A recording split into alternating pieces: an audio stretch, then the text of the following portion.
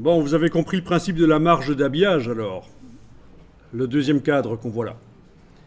Alors on va mettre une couleur de fond à ce bloc. Vous allez, en l'ayant sélectionné avec la flèche noire, vous allez mettre la case de fond à l'avant-plan, si ce n'est pas déjà le cas. Donc pas comme ça c'est le contour à l'avant-plan, il faut que ce soit le fond à l'avant-plan.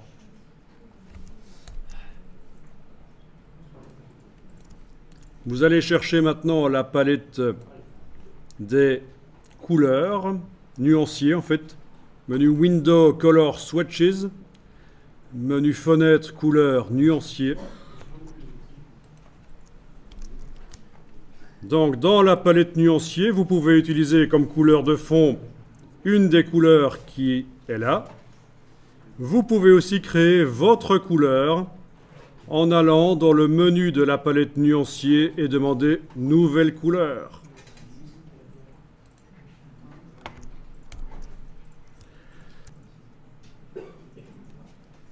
Là-dedans, vous allez demander une couleur RVB, tant qu'à faire, on va faire une couleur vive. Pourquoi se limiter aux couleurs CMJN? Donc, à la place de CMJN, CMYK en anglais, vous choisissez RGB, RVB. Et vous créez votre couleur avec les curseurs. Alors voilà l'astuce. On crée la couleur en positionnant le curseur sur la couleur qui nous intéresse. Par exemple, tiens, c'est cette couleur-là qui m'intéresse. Ben, je mets ce curseur-là, à cet endroit-là, et c'est la couleur que j'ai obtenue. Alors, petite astuce qui fonctionne dans tous les logiciels Adobe. Quand vous avez créé une couleur avec vos curseurs comme ça, si vous enfoncez la touche majuscule sur le clavier, je parle de la touche majuscule, pas verrouillage majuscule. Donc c'est la touche Shift, pas la touche Caps Lock. En ayant la touche majuscule enfoncée, quand vous bougez un des curseurs, tous les autres bougent et ça modifie l'intensité lumineuse de votre couleur. Voilà. Donc c'est en quelque sorte le curseur luminosité, mais qui en fait est caché. Ok. Bon, je vais bouger un peu pour avoir une couleur bien vive. On m'a dit que tiens, problème. Mais non, pas problème. La couleur que j'ai choisie sera plus terne si je l'imprime. C'est ça que ça veut dire. C'est pas grave. Je clique sur OK. Voilà.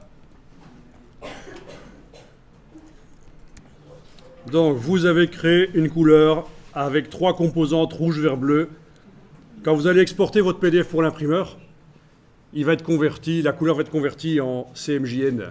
Mais si vous convertissez, si vous exportez pour un livre électronique ou une application iPad ou tablette Samsung ou Android, la couleur restera vive comme ça.